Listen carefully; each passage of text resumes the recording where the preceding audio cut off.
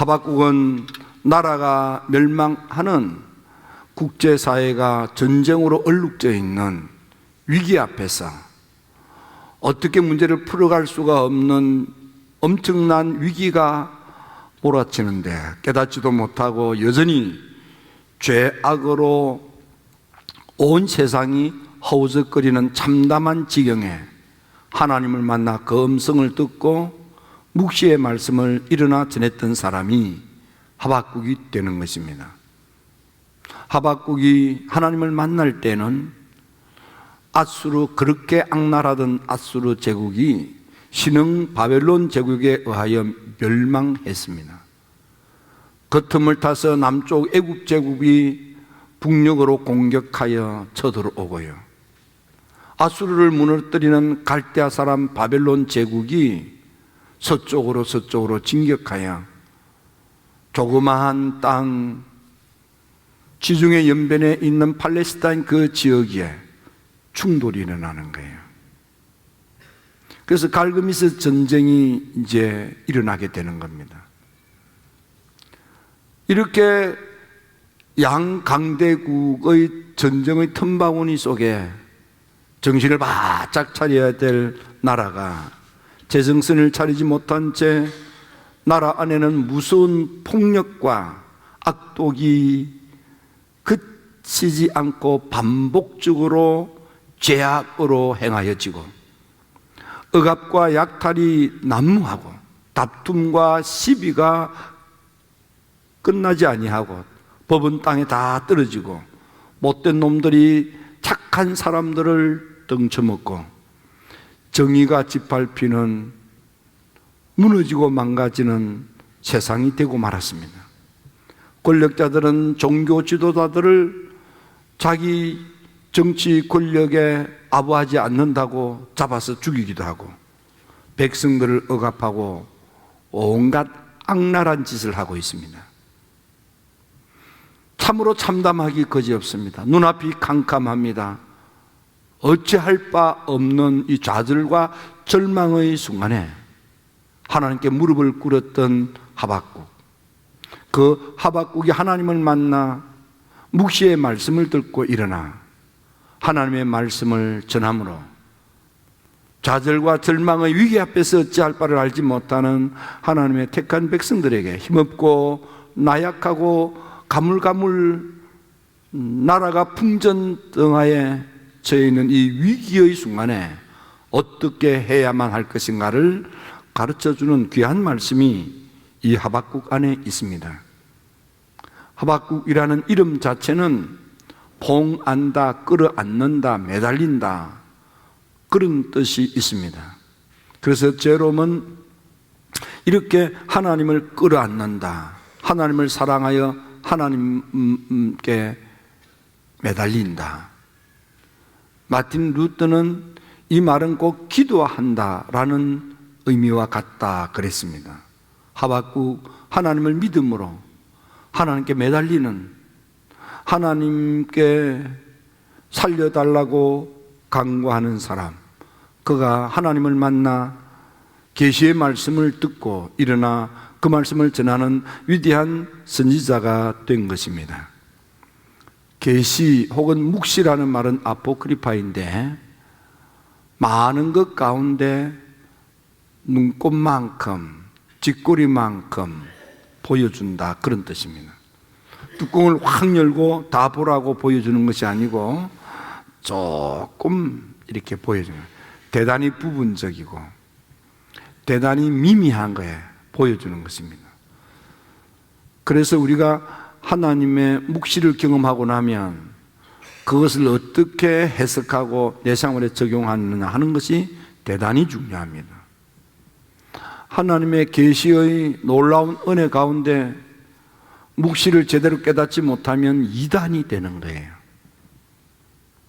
성경에는 보면 하나님을 만나 계시의 엄청난 은총 중에 묵시의 음성을 듣고 그 말씀을 전했던 많은 사람들의 고백들이 기록되어져 있습니다. 예수님의 사랑받는 제자 요한 사도는 밤모섬에서 기도하다가 하늘이 열리고 묵시의 놀라운 영적 세계를 경험하게 됩니다. 인간의 언어로 제대로 표현할 수가 없어서, 그래서 그나마라도 인간의 언어를 사용하여 묵시의 은혜의 신비한 세계를 담아서 기록한 것이 요한계시록입니다. 그래서 아직도 요한계시록에 대한 성경을 주석하는 학자들이 남아있는 과제의 색으로 요한계시록을 제대로 주석하거나 해석하지 못하는 성경 가운데 하나가 되겠습니다. 사울이라고 하는 바울은 다메섹 도상에서 하늘이 열리고 예수님을 만났습니다.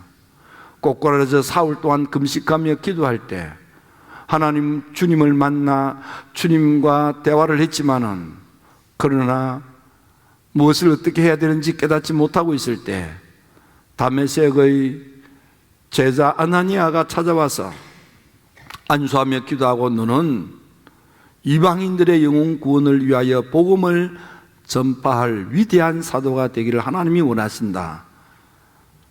계시석 사건이 가지고 있는 하나님의 부르심에 대한 소명을 깨우쳐 주어서 드디어 사울은 세상 권세를 포기하고 복음의 위대한 사도 바울이 되어서 남은 일생 복음의 사도로 그 길을 갖게 된 것입니다. 모세는 사람을 죽여 살인자로 도망하여 숨어 사는 언둔자였지만, 호렙산 타로는 뜰기불 속에 하나님을 만나 하나님의 부르심의 음성을 듣고 깨달아 그는 애굽 제국에서 노예살이하는 동족들을 출애굽하는 위대한 지도자가 되는 삶의 전환점, 인생의 놀라운 변화가 하나님과의 만남을 통해서 일어납니다. 이사야는 성전에서 기도하다가 하나님의 묵시의 음성을 듣고 하늘이 열리고 보좌를 보고 그 음성을 들으며 천사가 빈 숲으로 입술을 지지는 정결의 놀라운 체험을 하고 위대한 하나님의 말씀을 이스라엘 백성들에게 전하는 대선지자가 된 것입니다. 여러분, 이 가을에 여러분들 이곳에서 하나님을 만나 묵시의 음성을 들으시고 계시의 은혜 가운데에서 일어나 하나님의 사람으로 남은 인생을 살게 되기를 축원합니다. 하박국을 통한 하나님의 놀라운 가르침, 우리가 어떻게 살아야 될 것인가를 가르쳐주는 귀한 말씀들이 기록되어 있습니다. 그 가운데 오늘 몇 가지를 생각하며 은혜를 나누고자 합니다. 첫째는 찬양의 사람이 되어야 합니다. 하박국 3장 1절에 보니까 시교노스에 맞춘 선지자 하박국의 기도라 그랬습니다. 그는 찬양이 기도였습니다. 여러분들이 잘 아는 찬양 그러면 생각나는 사람이 다윗 임금입니다. 다윗은 시편 22편 3절에 이스라엘의 찬송 중에 거하시는 하나님이라 그랬습니다. 믿음의 백성들이 하나님을 찬양할 때 하나님이 그 찬양을 너무 기뻐하셔서 강림하여 머물러 계신다는 뜻입니다. 우리가 하나님을 찬양할 때 하나님이 우리를 찾아오시는 거예요. 하나님이 임하시면 하나님의 능력이 역사하여 우리가 생각하지도 못하고 우리가 꿈꾸지도 못하고 우리가 할 수도 없었던 일들이 오신 그분이 역사하시는 것이 표적, 이적, 기적으로 우리가 체험하고 누리는 것입니다. 찬양 그러면은 영국을 복음하고 미국의 대각성운동을 일으키며 그래서 한국 선교가 일어나게 되었던 장본인은 감리교 운동을 일으킨 요한 웨슬리입니다. 요한 웨슬리는 은혜를 받을 때마다 하나님을 찬미하는 찬양시를 썼습니다. 9,000여 편의 찬양시를 썼고 그 가운데 4,500여 찬양시가 곡으로 우리에게 남아져 있습니다. 그리고 미국의 찬송가, 첫 번째 찬송가, 두 번째 찬송가, 세 번째 찬송가까지 웨슬리가 만들었습니다.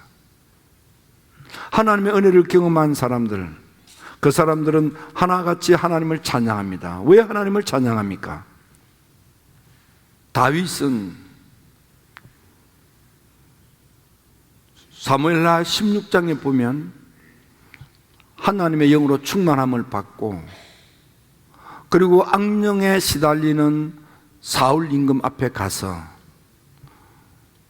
하나님을 찬양할 때 사울 임금에게 임했던 악한 영이 떠나갑니다. 찬양할 때 하나님이 강림하시고 찬양 중에 거하시는 그 하나님으로 인하여 악한 기운이 사라지는 거예요. 여러분들 주변에 악함으로 인해서 두려움이 있고 속상함이 있고 힘든 일이 있습니까?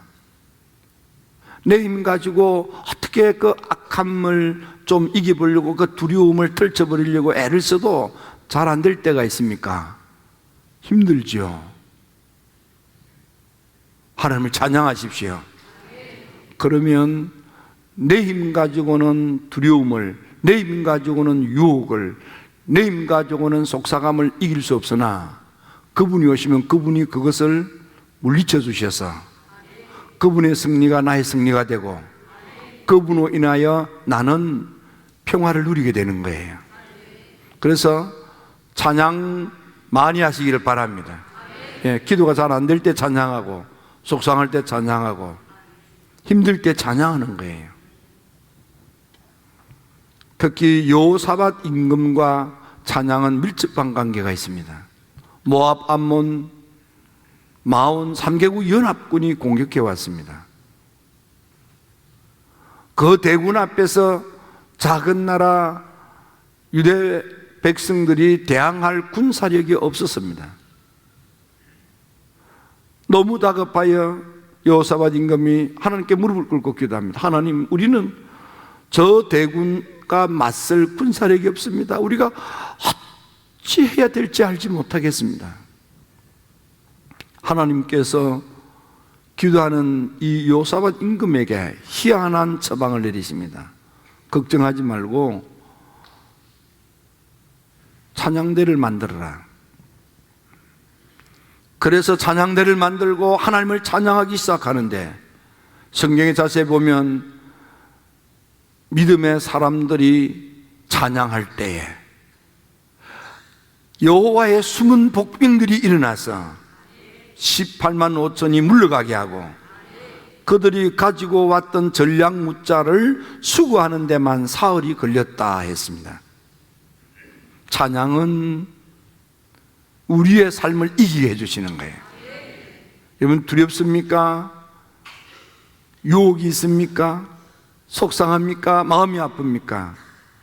그때는요, 기도도 잘 안 돼요. 다른 사람의 어떤 위로나 격려도 마음에 와닿지 않아요. 좋은 방법 가운데 하나는 찬양인 것입니다. 웨슬리는 뜻을 의미하며 마음을 담아서 열창하라 그랬어요. 웨슬리는 찬양을 얼마나 많이 하느냐 하면, 찬양은 3마일씩 해라, 말씀은 1마일만 하고, 어떤 글에는 찬양은 2마일을 해라, 갑절로 하라, 3배로 하라, 그 말이에요.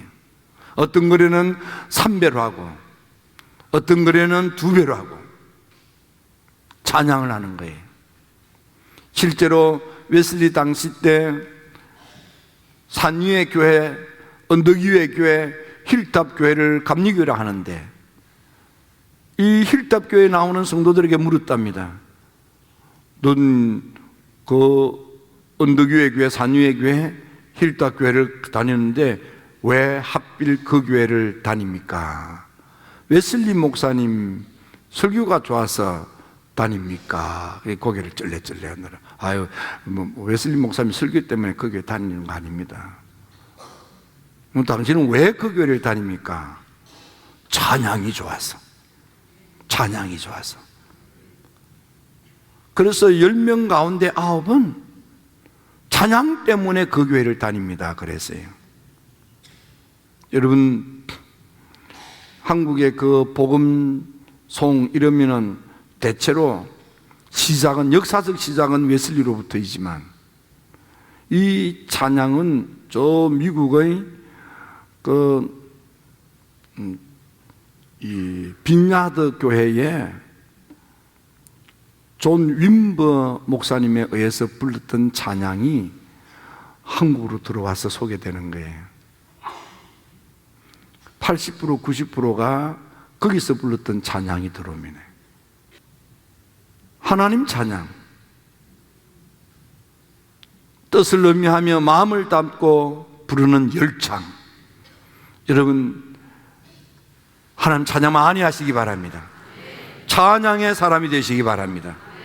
하나님 찬양하면은요, 마치 영이 이렇게 대청소하는 것처럼 마음이 막 흔들리고 마음이 요동을 찌고 영적으로 막 서산하고 힘들 때, 그때 큰 도움이 됩니다.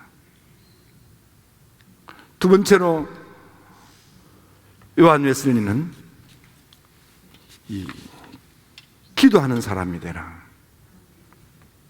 여러분,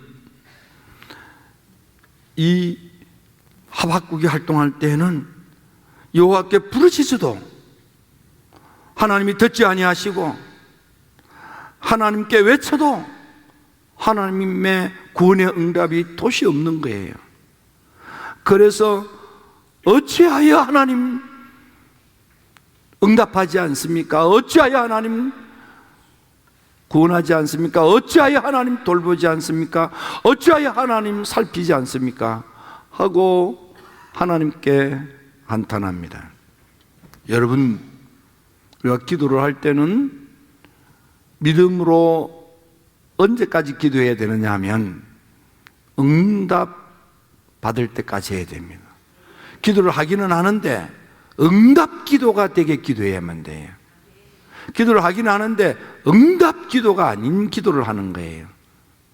응답이 올 때까지 기도해야 됩니다. 여러분, 이사야가 하나님의 성전에서 기도를 합니다. 예배에 참여했던 모든 사람이 기도했을 것입니다. 그러나 응답이 오기 전에 다 일어나서 다 기도 자리를 떠났습니다. 성전을 떠났습니다.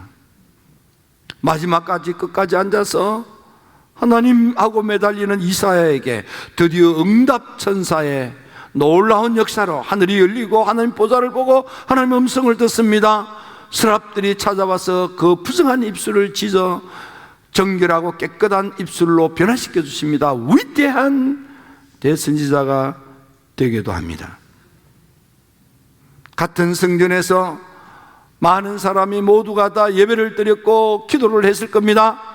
다 일어나셔서 식당으로 갔지만 응답이 올 때까지 매달려 기도했던 한나, 그는 엘리 목사님의 눈에 띄었고 끝까지 남아서 기도하는 엘리 목사님의 기도를 받고 사무엘이라고 하는 위대한 아들을 출산하게 된 것입니다.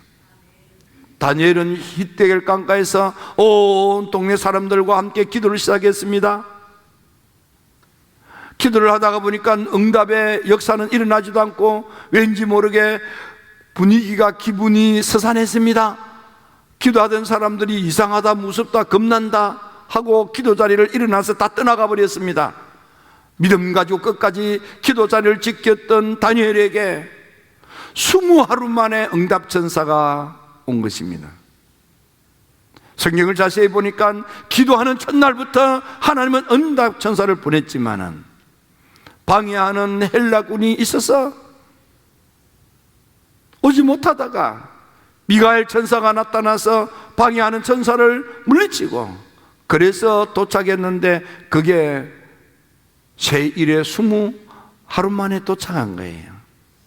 응답 천사가 올 때까지 기도하는 게 비결인 것입니다. 응답 받을 때까지 기도하는 것입니다. 바울은 육체의 가시 때문에 하나님께 기도를 했습니다. 성경에 보니까 3번 기도했다 했습니다. 왜 3번 기도했습니까? 3번 기도한 것은 우리가 가지고 있는 문화적인 3세번이 아닙니다. 3번 기도했는데 3번 만에 응답이 왔다, 그 말이에요. 여러분, 응답 받을 때까지 기도하여 그 응답으로 일어나는 여러분들이 되기를 주의 이름으로 축원합니다. 500여 명이 성천하시는 예수님으로부터 기도하라는 당부의 말씀을 들었습니다. 하지만 이런저런 이유로 380명이 기도 자리를 떠난 것입니다. 기도를 하기는 했지만은 응답의 계시석 사건이 일어나기 전에 일어나서 떠난 거예요. 끝까지 기도 자리를 지키며 응답이 올 때까지 믿고 매달린 사람 120명에게 처음 교회 초대교회 사도행전에 놀라운 성령 충만이 있게 되는 것입니다. 응답받을 때까지 기도하는 것이 기도 생활의 비결인 것입니다. 베드로 사도가 요파 피장 시몬의 집에서 기도할 때에 응답 천사가 왔습니다. 그래서 고넬료의 가정에 가정 부흥회를 하고 그게 하나님의 성령의 또 한 번의 놀라운 충만함의 사건이 있게 되는 것입니다. 바울은 에베소에 와서 예수님의 복음을 전하고 그들에게 손을 얹고 간절히 기도할 때에 드디어 응답 천사로 인해서 성령이 충만해지고 또 한 번의 성령 충만의 역사가 에베소 교회 안에 일어나게 된 것입니다. 하박국은 이렇게 말합니다. 사람의 손으로 만든 우상단지, 은금으로 꾸며 만든 우상단지 앞에 가서 매달리지 말라. 왜냐하면 우상단지, 은금으로 장식한 우상단지 속에는 우리의 기도 응답의 생기, 하나님의 응답의 역사가 없다 이 말이에요. 우상단지 안에는 하나님의 생기라고 하는 디바인 파워가 없다 이 말이에요. 거기는 스피리추얼 파워가 없다 이 말이에요. 하나님의 디비니티가 신성한 것이 우리한테 들어오면은 죽었던 우리가 다시 살아나는 거예요. 여러분, 이 가을에 응답으로 여러분의 삶에 놀라운 간증거리 있게 되기를 주의 이름으로 축원합니다. 세 번째는 찬양생활 기도 응답으로 부흥하는 사람이 되라는 것입니다. 여러분, 부흥의 축복을 누리기를 주의 이름으로 축원합니다. 하박국은 하늘 여호와여, 내가 주님께 대한 소문을 듣고 놀랐나이다. 주님 주의 일을 이 수년 내에 부흥하게 하옵소서. 부흥이 우리한테 일어나게 해달라 그 말이에요. 우리 가정에 주의 부흥이 일어나게 하고, 우리 아들 딸들에게 부흥이 있고, 우리 일터에 부흥이 있고, 내 인생에 부흥이 있기를 소망하는 것입니다.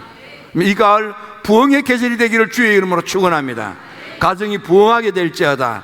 아들 딸들이 다시 일어나게 될지어다. 사업의 일터가, 여러분들의 기업이, 가게가 다시 부흥하게 될지어다. 흥황하게 일어나게 될지어다. 번성하고 번창하게 될지어다. 여러분 속회가 번성하고 번창하여 한 속이 두 속으로 불어나게 될지어다. 부흥의 열매가 이 가을을 장식하는 여러분들 모두가 되기를 주님의 이름으로 축원합니다.